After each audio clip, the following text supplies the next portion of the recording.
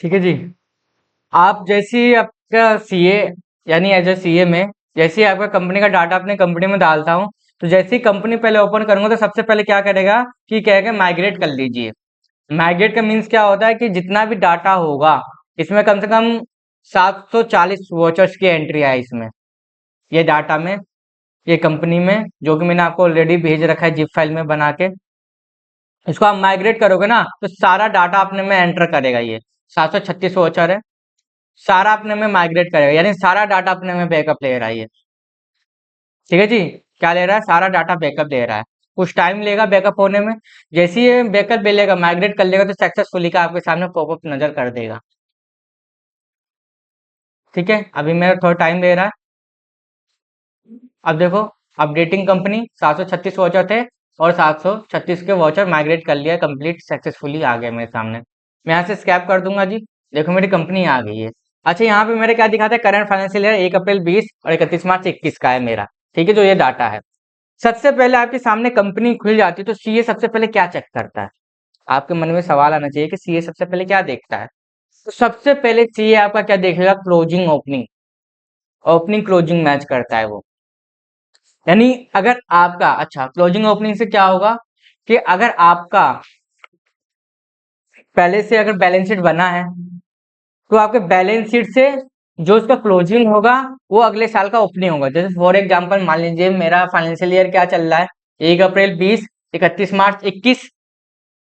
इससे पहले वाला फाइनेंशियल ईयर क्या होगा? 1 अप्रैल 19, 31 मार्च 20। तो 31 मार्च 20 को जो मेरा क्लोजिंग हुआ होगा ना, वो 1 अप्रैल 20 को ओपनिंग हो गया होगा। वो क्लोजिंग ओपनिंग डाटा मैच करेगा सीए। कैसे चेक करेगा? बैलेंस शीट से। अगर आपको पहले ही नई नई स्टार्टिंग बिजनेस है तो उसको क्लोजिंग ओपनिंग से कुछ लेना ही नहीं। अगर आपका ऑलरेडी चल रहा है 19 से ही, 2019 से ही बिजनेस चल रहा है, तो आपको क्लोजिंग ओपनिंग दिखेगा एंडिंग मंथ का। सबसे पहले चेक वो यही करता है कि क्लोजिंग ओपनिंग डाटा मैच करता है। अच्छा, क्लोजिंग ओपनिंग का सबसे पहले कहाँ से उठाता है? ट्रायल बैलेंस से उठाता है वो। कैसे जाओगे? डिस्प्ले मोड रिपोर्ट्स में जाओगे जी। डिस्प्ले मोड रिपोर्ट्स में जाने के बाद आपको दिख रहा है ट्रायल बैलेंस। ट्रायल बैलेंस में जाते हैं, मैंने आपको बता रखा है ट्रायल बैलेंस कैसे बनता है जनरल एंट्री से। ठीक है। अच्छा, यहाँ पे देखोगे डिफरेंस इन ओपनिंग बैलेंस, यहाँ दिखा रहा है ओपनिंग बैलेंस कितना मिसमैच है। 8,75,000 रुपये बैलेंस क्या है जी? मिसमैच। यहाँ पे दिखा रहा है, यही बैलेंस आपको कहाँ दिखाएगा? आपके बैलेंस शीट में दिखाएगा। ये देखो, यहाँ पे कुछ ज्यादा ही अमाउंट दिखा रहा है, लेकिन यहाँ पे कितना मिसमैच दिखा रहा है आपका? डिस्प्ले में रिपोर्ट ट्रायल बैलेंस में जाओगे तो 8,75,000 पे। अब देखो ये बैलेंस किस साइड मिसमैच दिखा रहा है? डेबिट साइड दिखा रहा है या क्रेडिट साइड दिखा रहा है? डेबिट साइड दिखाएगा तो यानी आपका एसेट में कहीं मिसमैच है। क्रेडिट साइड दिखा रहा है तो यानी कहीं आपकी लायबिलिटी में मिसमैच है। तो मेरी किस साइड दिखा रहा है बैलेंस? क्रेडिट साइड दिखा रहा है, यानी मेरी लायबिलिटी साइड मिसमैच है। अच्छा, मैंने इस पर्सन का बैलेंस शीट देखा था, वो भाई ने बैलेंस शीट नहीं दिया मुझे। तो मैंने उनका एक बैलेंस शीट किस में जाकर देखा था? करंट लायबिलिटी में जाके। ठीक है जी। मैं किस में जा रहा हूँ? करंट लायबिलिटी में। करंट लायबिलिटी में जाके सन्ड्री क्रेडिटर में एक एवियन ट्रेडर्स नाम का पर्सन का, उसका क्रेडिटर था, जिसमें कि इसका ओपनिंग बैलेंस में मिसमैच था। ठीक है जी। आपको अपने बैलेंस शीट या ओपनिंग क्लोजिंग मैच करना होगा, जो कि मैं ऑलरेडी बता रखा हूँ। अगर ओपनिंग डालना हो तो कैसे डालेंगे, मैंने एक पीडीएफ फॉर्म में बताया कि उसमें एक आपको मैं बैलेंस शीट भी प्रॉपर बना के दिया था और वहां से मैच भी करवाया था कैसे मैच करते हैं। आपको याद हो तो, नहीं याद हो तो उसका वीडियो ले लेना, मैंने रिकॉर्ड कर रखा है। ठीक है। बाकी ये है कि आपका, मैंने उसका बैलेंस शीट देखा तो क्या देख मेरे को नजर आया था कि एवियन ट्रेडर्स है ना, इसमें देखोगे तो यहाँ ओपनिंग चढ़ रखा है, 44,066 रुपए का ओपनिंग चढ़ रखा है। अच्छा, आप देखोगे ओल्ड F2 कर लो।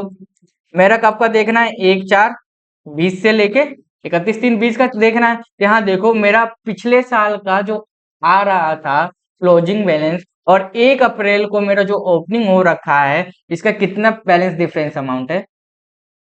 50,345 मेरा इस साल का ओपनिंग हुआ था। किसके नाम पे? एवियन ट्रेडर्स के नाम पे।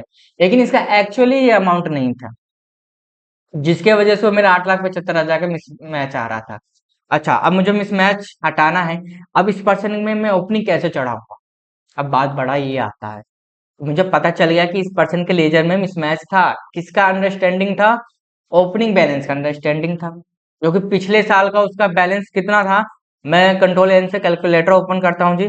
8,75,000 प्लस यहाँ ओपनिंग कितना दिखा रहा है, 50,345, यानी 9,25,345 का इसका ओपनिंग था। लेकिन चढ़ कितना रखा है, 50,345, यानी 8,75,000 का डिफरेंस था अपना। और यही डिफरेंस मेरे यहाँ पे बाहर शो कर रहा था। आप देखोगे तो यही डिफरेंस मेरे बाहर पे शो कर रहा था। अब मुझे इसको डिफरेंस को कैसे हटाना है, तो मुझे उस पार्टी के लेजर में जाना होगा जिस पार्टी के लेजर में मेरे डिफरेंस आ रहा है ओपनिंग का। तो किस में आ रहा था मेरा, संडे क्रेडिट में अगर मैं जाकर देखता हूँ किसका आ रहा था, एवियन ट्रेडर्स का था। एवियन ट्रेडर्स का था जी। तो मुझे यहाँ जाना होगा एवियन ट्रेडर्स में। तो किस में जाऊंगा, अल्टर में जाऊंगा, लेजर में जाऊंगा, और यहाँ पे मुझे सर्च करना होगा इस पार्टी का नाम एवियन ट्रेडर्स। आ गया। अब मेरे को यहाँ पे देखोगे तो यहाँ पे देखने के बाद यहाँ पे देखो ओपनिंग बैलेंस आया, यहाँ देखो 50,345, यहाँ ओपनिंग चल रखा है। पिछले साल का क्लोजिंग था, यहाँ देखो लिखा भी बकायदा कि 1 अप्रैल 20 का क्या है, यहाँ पे ओपनिंग है। लेकिन ओपनिंग एक्चुअल में कितना था, 9,25,345 रुपए। ये लेजर आपको खुद को रिकंसाइल करना होगा, पार्टी वाइज देखना होगा। ठीक है जी। आगे मैं बताऊंगा कि आपको क्या क्या देखना है। अभी तो मैंने आपको क्लोजिंग ओपनिंग बताया कि अगर क्लोजिंग ओपनिंग मिसमैच आता है तो कैसे इसमें चेंजेस करोगे। यानी हर एक पार्टी का आपको क्लोजिंग ओपनिंग देखना हो, चाहे वो डेटर का हो चाहे क्रेडिटर का हो। ठीक है। तो मैं यहाँ पे डाल देता हूँ 9,25,345 रुपये डाला, एंटर मारा। और ये कब से एप्लीकेबल है, 31/3/20 से एप्लीकेबल था, क्योंकि मेरा ओपनिंग कब की, क्लोजिंग कब की थी, 31/3/20 की थी ना। 1/4/20 को तो ओपनिंग हुई है ना। एंटर मारा और मैंने सेव कर दिया। अब आके देखोगे डिस्प्ले मोर रिपोर्ट्स में, और किस में आओगे जी, ट्रायल बैलेंस में। तो देखो 8,75,000 का डिफरेंस जो था वो हट चुका है। ठीक है जी। यहाँ जो शो ऑफ हो रहा था, अब दिख रहा है क्या, नहीं दिख रहा है। तो मैंने ऑलरेडी उसका बैलेंस शीट देख रखा था, इसलिए मुझे पता था कि इस पार्टी के लेजर में वो डिफरेंस था। ठीक है। अच्छा, अब दूसरा क्या आपको अब देखना है। अब बात आती है भाई, चेक डेली कैश बैलेंस।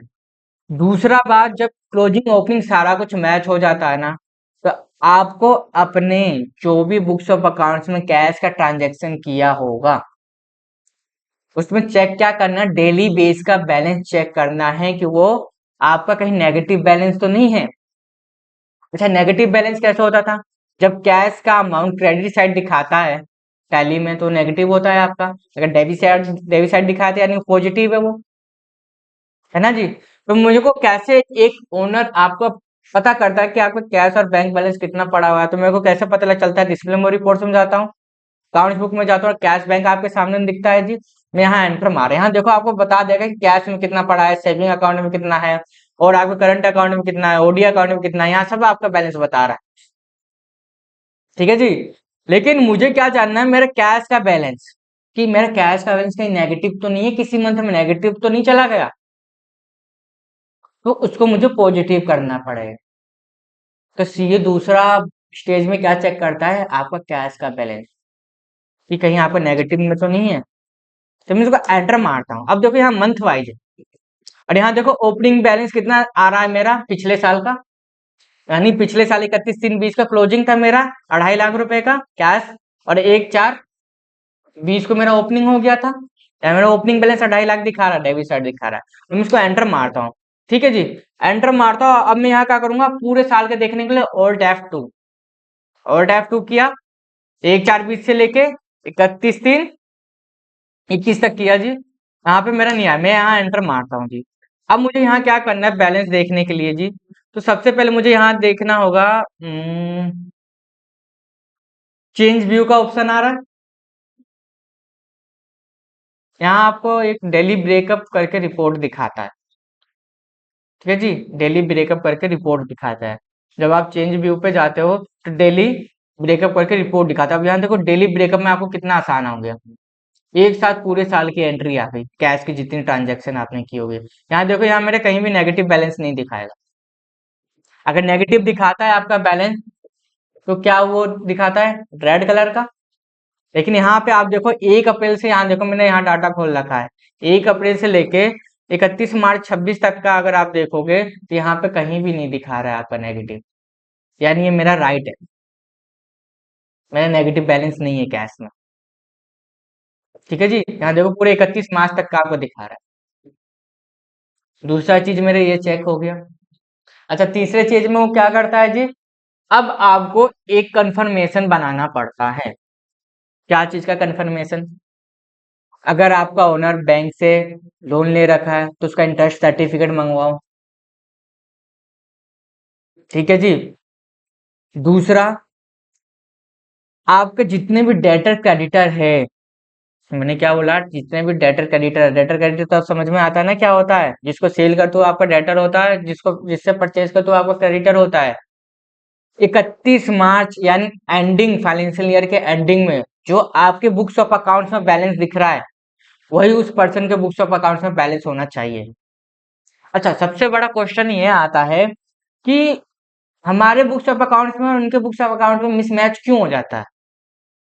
भाई हम भी परचेज करते हैं, उन वो भी सील करके देते हैं बाकायदा, हम पेमेंट करते हैं वो भी रिसिप्ट करते हैं, ये तो चलता रहता है, लेकिन मिसमैच क्यों आता है एंडिंग में? हमें क्यों जरूरी होता है मैच करना पार्टी के साथ और हमारा लेजर?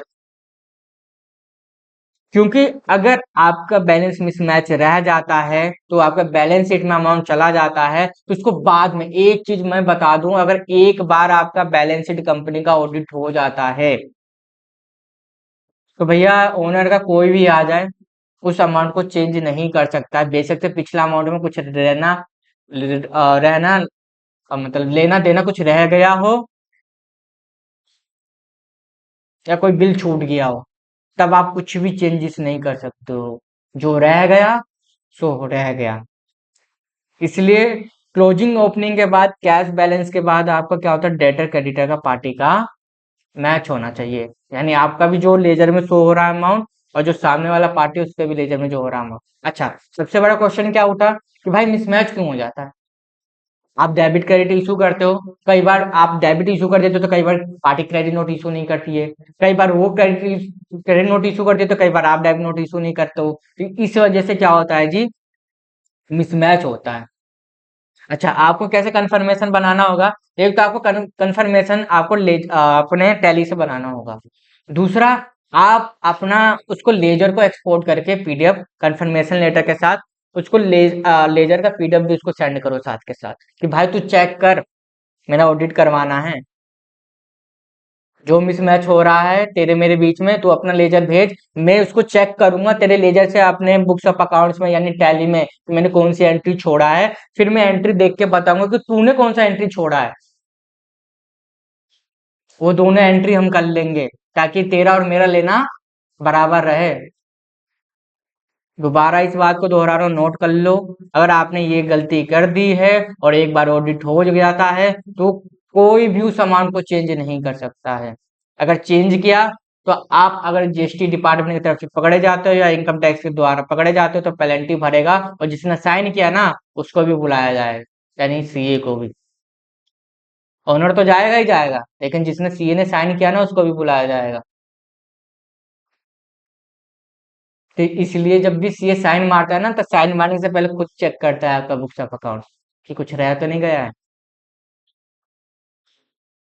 ठीक है जी। अच्छा, आप कंफर्मेशन कैसे करते हैं? अब देखो, मुझे अगर किसी पार्टी से कंफर्मेशन लेना, चाहे क्रेडिटर हो चाहे डेटर हो, तो मुझे क्या करना होगा, डिस्प्ले मोड रिपोर्ट्स में जाना होगा जी, अकाउंट बुक में जाना होगा लेजर में। जैसे मान लीजिए मेरा एबीएन है, एबीएन ट्रेडर था, इससे मैंने क्या कर रखा है, और F2 करूंगा जी, और इससे मैंने क्या कर रखा है, परचेज कर रखा है पूरे साल का। ठीक है जी। मेरे यहाँ देखोगे मेरा ओपनिंग बैलेंस 9,25,345 जो कि मैंने सही डाल दिया था, तो मेरा ट्रायल बैलेंस मैच हो गया था, है ना जी। अच्छा, अब मुझे क्या करना है, अच्छा एक बात बताऊं, आंख बंद करके आपको ओपनिंग ओपनिंग क्लोजिंग नहीं छेड़ना है, आपको पहले अगर बैलेंस शीट है आपका पिछले साल का तो उससे मैच करना है तभी छेड़ना है, ये नहीं कि कुछ भी छेड़ दो। ठीक है जी। वो मैंने ऑलरेडी बता रखा है कि कैसे बैलेंस शीट से मैच करते हैं। ठीक है, तो अपना क्या है, ये मेरे पूरे साल का है, तो अपने ओनर को तो पहले अगर इस पार्टी से मुझे लेजर मैच करवाना है, यानी फाइनेंशियल ईयर के एंडिंग में। पहले कंट्रोल पी करके प्रिंट निकाल के या पीडीएफ बना के, मैंने पीडीएफ बना के भेजना भी बता रखा है, रिव्यू कर लो। ये आपके सामने लेजर आ गया, फर्स्ट ऑफ ऑल पहले पार्टी का लेजर आ गया, इसको पीडीएफ बना के अपने पास रख लो। यहाँ देखो क्लोजिंग बैलेंस क्रेडिट कितना दिखा रहा है, 9,02,681 रुपए, यानी राउंड ऑफ ले ले तो 682 रुपए। ठीक है जी, ये आपको इस पार्टी से पैसे देने हैं। अच्छा, एक तो ये अपना पीडीएफ निकाल लेना। अब कन्फर्मेशन लेटर कैसे बनाएंगे, तो यहाँ देखो आप जब भी कंट्रोल पी करते हो ना, कन्फिगर पे आओ। सबसे पहले रिपोर्टेड टाइप क्या दिख रहा है, ये है ना रिपोर्टेड टाइप, इसको आप एंटर मारना। अब देखो यहाँ पे दिख रहा है कन्फर्मेशन ऑफ अकाउंट, इसको आप एंटर मार देना और कंट्रोल ऐसे सेव करके पीडीएफ बना देना या प्रिंट निकाल के दे देना। सामने पार्टी बैठी हो तो या तो प्रीव्यू करके देखना। तो यहाँ देखो कन्फर्मेशन लेटर बन गया है। अभी कन्फर्मेशन लेटर से होता क्या है कि भाई ये मेरा ऑडिट का मामला है, मैं तुझे ये लास्ट बार कन्फर्मेशन अकाउंट भेज रहा हूँ, एक बार चेक कर ले कि जितने बार मैंने तेरे से परचेज किया उतने बार अमाउंट दिया है कि नहीं दिया है। और यहाँ देखो मेरा ओपनिंग बैलेंस भी दिखा रहा है, और जो इस साल का मैंने ट्रांजेक्शन किया वो भी दिखा रहा है, सारा दिखा रहा है। और नीचे मेरा दिखा रहा है, देखो क्लोजिंग बैलेंस उसको कितना देना है, जो मेरा वहाँ लेजर में दिखा रहा है तो वही दिखा रहा है। और यहाँ पे देखो, यहाँ कंफर्म का भी मैसेज आता है कि भाई कंफर्म करो, मैं आपका आभारी रहूंगा।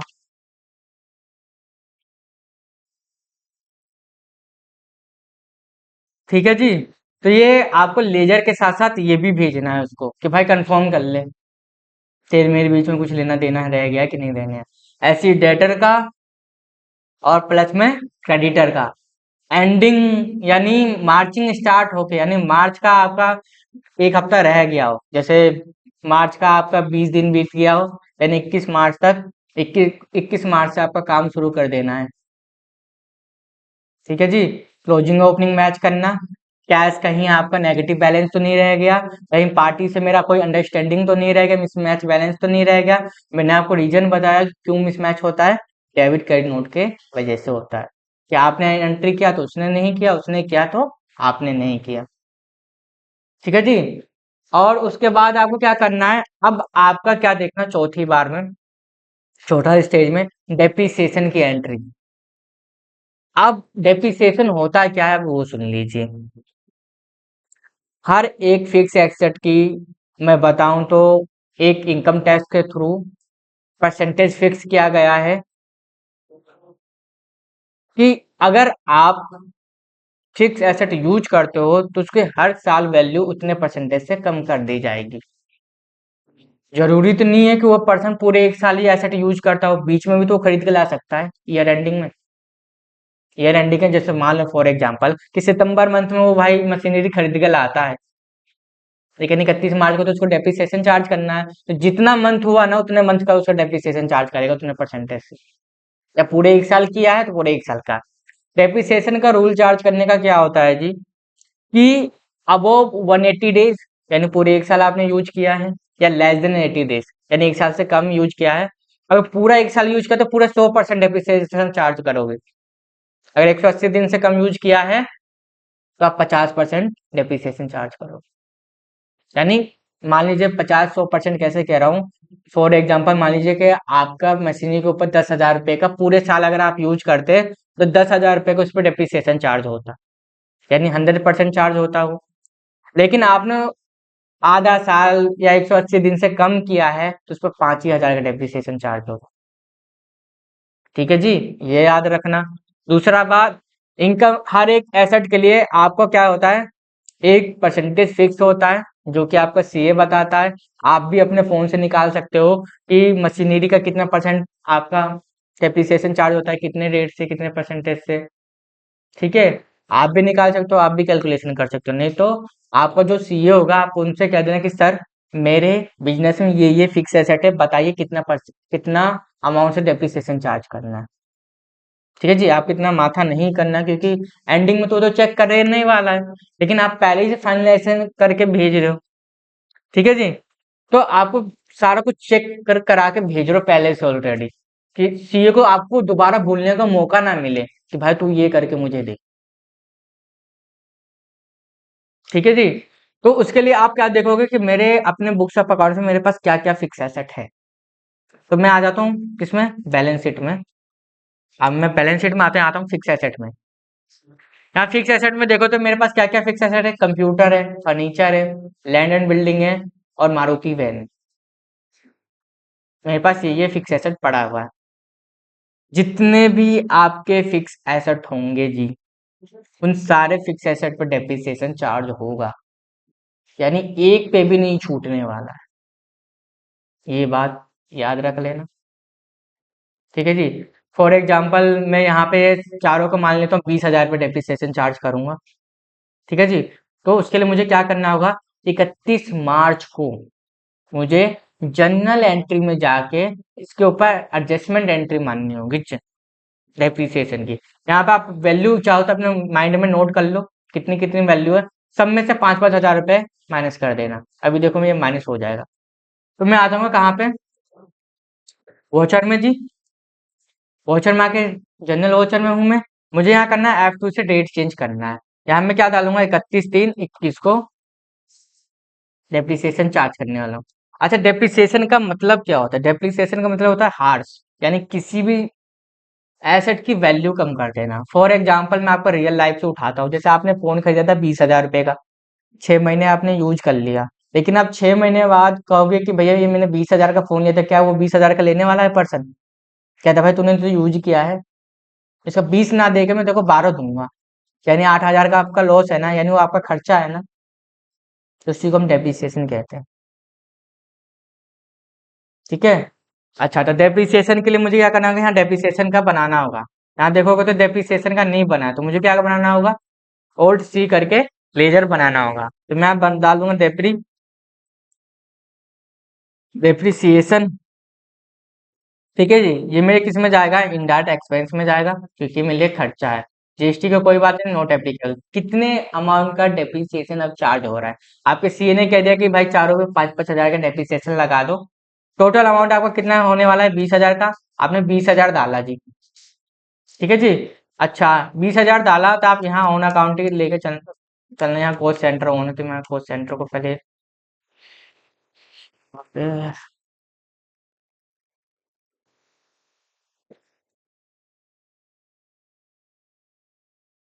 ठीक है जी। मैंने डेप्रिसिएशन ले लिया।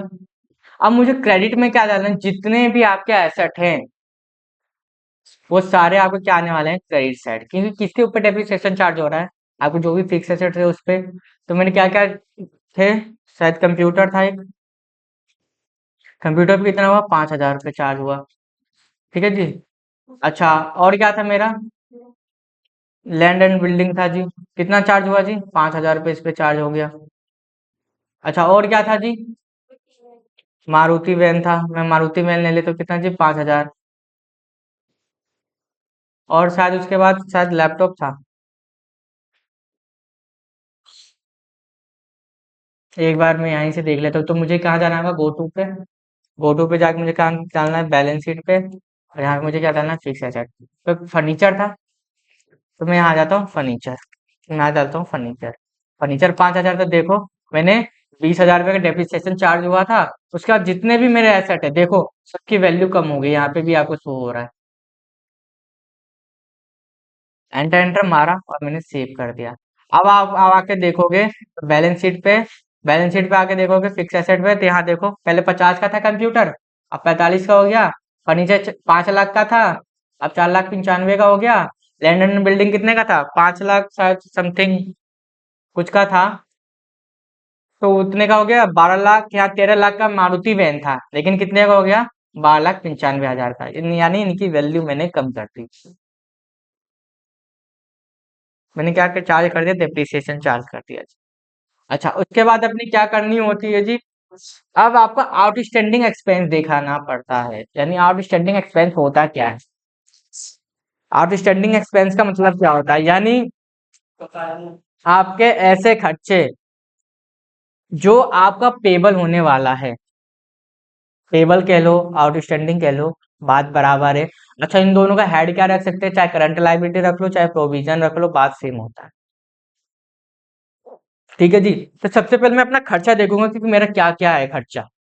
तो मैं आ जाता हूँ यहाँ पे किसमें, अपने बैलेंस शीट में, कैंडल अकाउंट में, और कौन सा मेरा खर्चा है, इनडायरेक्ट एक्सपेंसेस का। यहाँ देखो मेरा एक्सपेंसेस है, बैंक चार्जेस है, कन्वेंस है, डेप्रिसिएशन मैंने अभी चार्ज किया था 20,000 का, देखो 20,000 का डेप्रिसिएशन चार्ज यहाँ दिखा दिया। मैं डेप्रिसिएशन जब भी चार्ज होता है तो कहाँ पे जाता है सर, पेंडल अकाउंट में जाता है, क्योंकि वो मेरे लिए क्या है, खर्चा। ठीक है जी। अच्छा, उसके बाद में इलेक्ट्रिसिटी चार्ज है, प्रिंटिंग स्टेशनरी है, राउंड अप है। अच्छा, यहाँ पे मेनली मेरा लिए कौन सा खर्चा है अगले मंथ के लिए, वाटर बिल हो सकता है, और उसके बाद सैलरी हो सकता है, और इलेक्ट्रिसिटी बिल हो सकता है, यही मेरे लिए खर्चा हो सकता है। अच्छा, मैं किसी एक सैलरी पे क्लिक करता हूँ जी, और यहाँ देखो मेरा सैलरी यहाँ दिखा रहा है ना, आपका ओपनिंग बैलेंस यहाँ चला हुआ आ रहा है। आप देखोगे यहाँ मेरे पिछले साल का ओपनिंग है सैलरी। तो सबसे पहले तो मुझे यहाँ पे आउट करना होगा। अच्छा, अब मैं यहाँ पे यही चीज आपको बताने वाला हूँ कि अगर मेरा सैलरी पिछले साल का, चाहे सैलरी हो चाहे कोई सा भी एक्सपेंस हो, A to Z में कहता हूँ, चाहे आपका प्रीपेड एक्सपेंस हो, अभी मैं प्रीपेड भी बताने वाला हूँ, आउटस्टैंडिंग तो बता ही रहा हूँ, एक्रूड भी बताने वाला हूँ। होता क्या है, अगर आपका पिछले साल का वो ओपनिंग आ रहा है तो आपको इस साल में क्या करना होगा, 1 अप्रैल को पे करना होगा। चाहे 1 अप्रैल को पे कर रहे हो, चाहे 7 अप्रैल को पे कर रहे हो, आपको पे करके उसको खत्म करना होगा ओपनिंग को। तो एक बार मैं देख लेता हूँ यहाँ आउटस्टैंडिंग के नाम के तो बना तो नहीं है ना कुछ, तो मैं कहाँ जाऊंगा, डिस्प्ले में रिपोर्ट्स, अकाउंट्स बुक, और लेजर में जाके चेक करूंगा पहले आउटस्टैंडिंग के नाम से कुछ बना तो नहीं है। नहीं जी, आउटस्टैंडिंग के नाम से कुछ नहीं बना है। मेरे किस में बना था, सिर्फ ओनली, मैं जाके देखता हूँ बैलेंस शीट में, और पेंडल अकाउंट में आता हूँ जी, तो यहाँ मैं अपना पेंडल अकाउंट में आ गया, किस में आ गया, डायरेक्ट एक्सपेंस में आ गया, तो यहाँ मेरे देखोगे तो सैलरी अकाउंट के नाम पे बना हुआ है। यानी मुझे इसको पे करके खत्म करना है, सबसे पहले तो बात ये आता है। ठीक है, फिर मैं अपनी लाइबिलिटी खड़ा करूंगा 31 मार्च को, मैं एक ही यहाँ करके दिखाऊंगा। बाकी अगर आपके सामने बहुत सारे हैं तब बहुत सारे लाइबिलिटी खड़ा कर सकते। अच्छा, मान लो कि आपको एक साथ 3 4 लाइबिलिटी बुक करना हो गया, जैसे सैलरी एक्सपेंस हो गया, वेजिस हो गया, वाटर बिल हो गया, है ना, इलेक्ट्रिसिटी बिल हो गया। अगर एक साथ बुक करना है तो कैसे करोगे, तो पहले उनको क्या कर दोगे, डेबिट, और क्रेडिट में एक ही लेजर बना दोगे। अच्छा, आउटस्टैंडिंग मतलब क्या होता है, ग्रुप को शो करना, ग्रुपिंग को शो करना। तो सिर्फ आउटस्टैंडिंग एक्सपेंस का लेजर बना के करंट लायबिलिटी में डाल के टोटल अमाउंट वहां पे पुट अप कर दोगे, बस बात खत्म। ठीक है। अच्छा, मैं अभी आपको करके दिखाता हूँ। तो सबसे पहले मेरे को यहाँ ओपनिंग जो था वो मेरे को पे करके खत्म करना है जी, क्योंकि पिछले साल का ओपनिंग बैलेंस दिखा रहा है। तो मेरे को सैलरी पे करना है, तो मान लीजिए मैं यहाँ पे वोचर में आ जाता हूँ, और मुझे सबसे पहले क्या करना है, पेमेंट करना है। ठीक है, अब मैं दिखा रहा हूँ कि अगर आप पेमेंट करोगे तो कैसे करोगे, लेकिन पेमेंट करने के लिए यहाँ मेरा 31/3/20 का था, तो यहाँ मैं पेमेंट कर सकता हूँ यानी, क्योंकि मेरे 1/4/20 से मेरा बुक्स ऑफ अकाउंट शुरू हो रहा है। तो मैं यहाँ पे क्या करूंगा, F2 करूंगा, पहले डेट चेंज करूंगा जी। अच्छा, डेट चेंज करने के बाद मैं यहाँ क्या डालूंगा, 1 मई डाल देता हूँ 20। किससे पेमेंट कर रहा हूँ, मान लो SBI बैंक से कर रहा हूँ, या SBI या HDFC बैंक से कर रहा हूँ जी। ठीक है, या DSB बैंक, चलो DSB बैंक से ले लेते हैं। सैलरी अकाउंट है जी मेरा, कितना है पे करने के लिए, 1.5 लाख रुपए, 1.5 लाख रुपए हमारा। आ, आ, आ,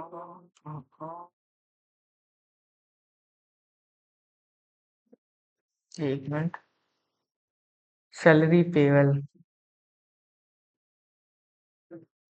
एक मिनट देखना मुझे।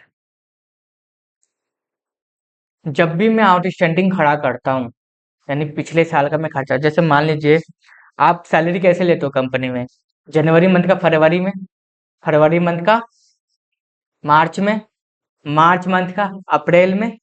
तो लेकिन अपना एक्रूड कंसेप्ट क्या कहता है, यानी काउंटिंग स्टैंडर्ड का रूल क्या कहता है कि जिस मंथ का खर्चा होता है उसी मंथ में रिकॉर्ड कर दीजिए।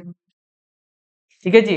तो ये पर्सन ने क्या किया है, जिनका इनका डाटा है, ये सैलरी अकाउंट के नाम पे सिर्फ बना के 1.5 लाख उस मंथ का खर्चा बुक कर दिया है, यानी वो दिखा दे कि हमें पेबल करना है। ठीक है जी। तो मुझे क्या करना होगा, एक जेई पास करना होगा उसको एडजस्टमेंट करने के लिए।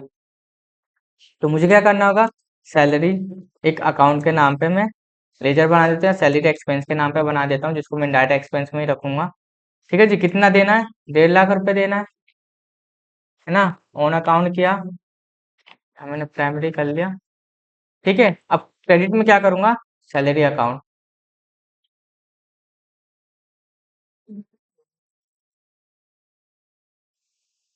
साल का इसमें क्या चाह रखा है, प्रखंड मचा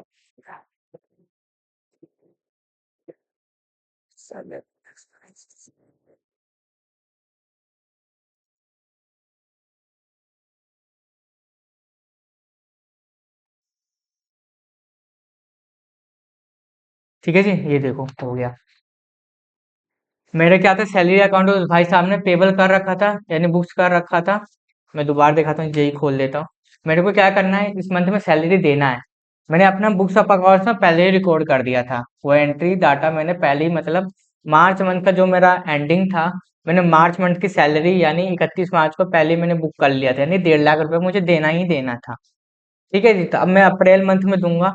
जैसे मान लीजिए मैं अप्रैल मंथ में 2 अप्रैल को यहाँ दे रहा हूँ, ठीक है, सैलरी दे रहा हूँ, लेकिन मैंने ऑलरेडी तो बुक कर ही रखा है, तो उसको मुझे क्या करना है, एडजस्टमेंट करवाना है। तो एडजस्टमेंट करना करवाने के लिए क्या होता है, आप जब भी देखते हो कि जब भी मेरा आउटस्टैंडिंग यानी मेरी लायबिलिटी बढ़ती है, तो मैं क्रेडिट कर देता हूँ। अभी मैं आपको दोबारा एक सैलरी का आउटस्टैंडिंग पेबल करके दिखाऊंगा, उसमें आपको और ज्यादा क्लियर होगा। लेकिन इस भाई साहब ने यहाँ पे अकाउंट पेबल बना दिया, चाहे तो मैं इसको यहीं चेंज कर दूंगा, वो दिखाने की भी जरूरत नहीं पड़ेगा। जैसे मैं सैलरी अकाउंट बना रखा हूँ, मैं इसको यहाँ क्या डाल देता हूँ, सैलरी पेबल के नाम से डाल देता हूँ। ठीक है, कंट्रोल एस सेव किया, आप क्लियर। तो आपको मैंने कंसेप्ट पढ़ाया था, जनरल एंट्री में जब भी मेरी लायबिलिटी बढ़ती है, तो मैं इसको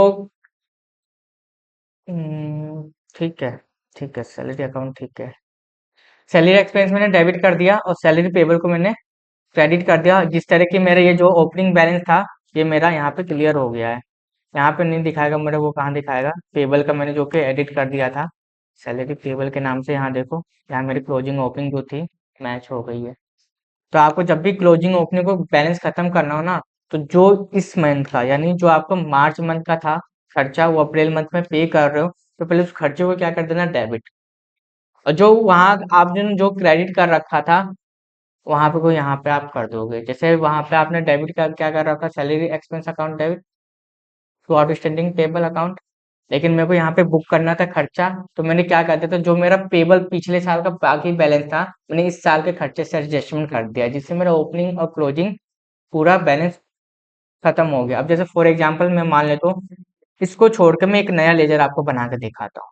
ठीक है जी, क्योंकि ये बंदे ने कुछ अलग ही कहानी कर रखा है इसमें। जैसे मान लीजिए मैं एक नया लेजर क्रिएट करूँ सैलरी के नाम पे, यहाँ मैं एक पर्सन का नाम रखूंगा ताकि वो मैच ना हो। तो मैं यहाँ रख देता हूँ, जैसे मान लीजिए सैलरी मुझे देना है जी, तो मैं मेरे पिछले साल का सैलरी का क्या था, बैलेंस ओपनिंग था, तो यहाँ मैं डाल देता हूँ आउटस्टैंडिंग सैलरी, आउटस्टैंडिंग सैलरी, जो कि मेरे पिछले साल का बाकी था। मैं इसको किस में डाल देता हूँ जी, करंट लाइबिलिटी में, जो कि मैंने अपनी बुकिंग कर रखी थी सैलरी। एंटर एंटर मारा, एंटर एंटर मार के यहाँ मेरा ओपनिंग कितना कर देता हूँ, मान लीजिए फॉर एग्जांपल मैंने ओपनिंग कर दिया यहाँ पे 25,000 रुपये में, यहाँ ओपनिंग कर दिया, ओपनिंग कर दिया, ये डाल के मैंने आउटस्टैंडिंग सैलरी खड़ा कर दिया। और मुझे क्या देना है, सैलरी देना है। लेकिन आप देखोगे डीएल करके आउटस्टैंडिंग सैलरी में जाकर देखोगे, तो यहाँ देखो 25,000 की आपकी ओपनिंग दिखा रही है। ठीक है जी, लेकिन उस पर्सन ने गलती क्या कर रखा था, उसका बैलेंस आप देखोगे तो उसका सैलरी किस साइड दिखा रहा था, डेबिट साइड दिखा रहा था। मैं भी आपको दिखा देता हूँ, देखो डीएल करोगे सैलरी करके, और यहाँ पे जाओगे, मैंने सैलरी पेबल के नाम पे बनाया था, देखो इसका बैलेंस किस साइड दिखा रहा है, डेबिट साइड। तो उसने क्या कर दी थी, गलती कर दी थी, यानी इससे आपकी क्या होती है, गलती। तभी तो मैं कंफ्यूज हो गया था कि क्या क्या कर रखा है ये। तो उसने जब भी अपनी लाइबिलिटी बुक की होगी ना, वो आपकी लाइबिलिटी हमेशा कहाँ दिखाएगी, क्रेडिट साइड दिखाएगी। ठीक है जी, तो मैंने क्रेडिट साइड यहाँ पे अपना लायबिलिटी दिखा दिया, आप देखोगे तो डीएल करोगे, और यहाँ आउटस्टैंडिंग मैंने सैलरी कितना दिखा रखा है, 25,000, क्रेडिट साइड आ गया है। अब मुझे ये क्या करना है, इस साल में मैं इसको पे करूंगा अपनी लायबिलिटी को, यानी मैं 31 मार्च को वहां एंडिंग में बुक कर रखा था। ठीक है जी, अब मैं इसको 1 अप्रैल में यहाँ पे करूंगा, तो मैं ओल्ड ए करता हूँ। अब मैं आता हूँ तो सीधे किस में आ जाता हूँ, पेमेंट में। पेमेंट आने के बाद मैं मान लेता हूँ बैंक से पेमेंट करता हूँ, क्या करता हूँ, आउटस्टैंडिंग सैलरी यहाँ चूज करूंगा, आउटस्टैंडिंग सैलरी, सैलरी नहीं, आउटस्टैंडिंग सैलरी, 25,000 रुपये डाला, एंटर मारा, देखो आउटस्टैंडिंग सैलरी में 0 0 हो गया।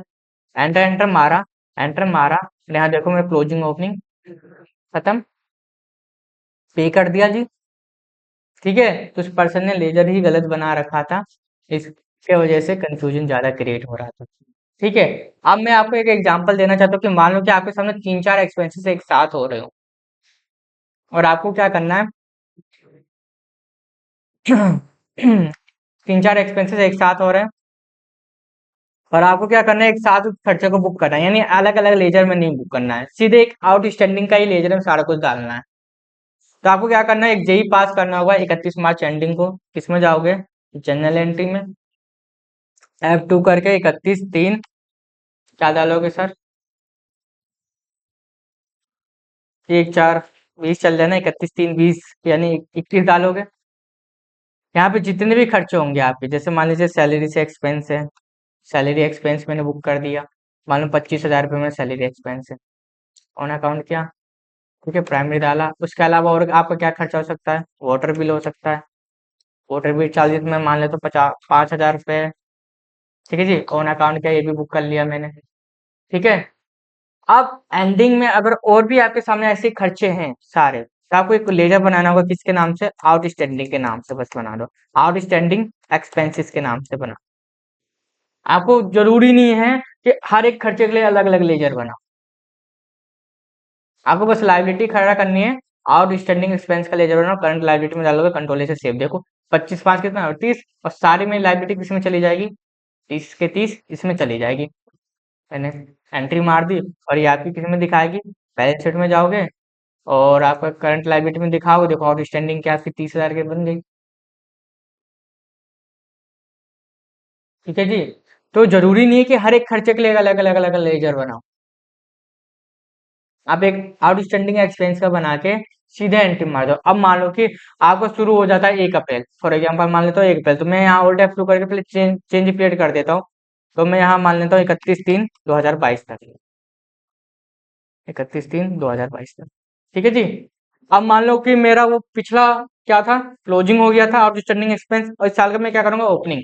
अब मुझे पेमेंट करना है जी, सबसे पहले जब भी ओपनिंग होती है ना साल की, पहले आपको खर्चा जो आपका ओपनिंग आ रहा है उसको खत्म करना होता है पहले, ये नहीं कि एक उसके लिए एक नया लेजर बनाओ, नहीं, जो आपका पिछला जो मार्च मंथ का खर्चा बुक किया था आपने ना, इस साल का तो ओपनिंग हो जाएगा 1 अप्रैल को, तो 1 अप्रैल को पहले वो खर्चा आपको खत्म करना होगा ताकि आपको कोई बैलेंस ना रहे।